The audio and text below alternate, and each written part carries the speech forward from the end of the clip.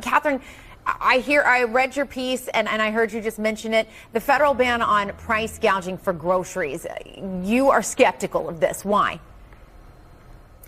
Well, first of all, nobody can explain what price gouging means. It's like that old line about pornography. I know it when I see it, in the sense that what does it mean to have an excessive price or an excessive profit margin? That seems to be shorthand for a price or a profit margin that bugs me. That seems too high.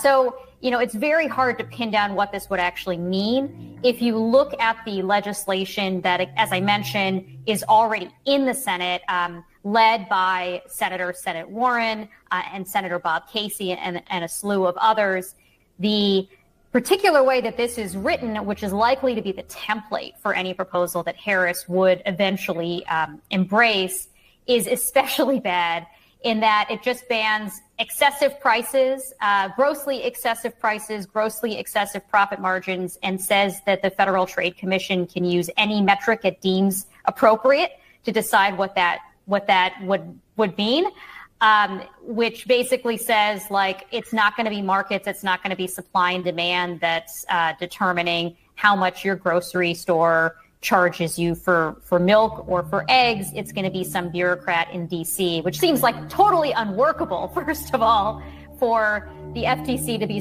deciding like how much Kroger charges for eggs in Michigan. But it also would be very bad for markets. We've seen this kind of thing tried in lots of other countries before: Venezuela, Argentina, the Soviet Union, etc. It leads to shortages. It leads to black markets. Plenty of uncertainty. And beyond that, the specific way this bill is written might actually increase prices because of some of the other language in it. Things like requiring public companies to disclose in their quarterly reports, their quarterly earnings reports, how they're setting prices, which is a great way to help them collude, which normally we don't want them to do.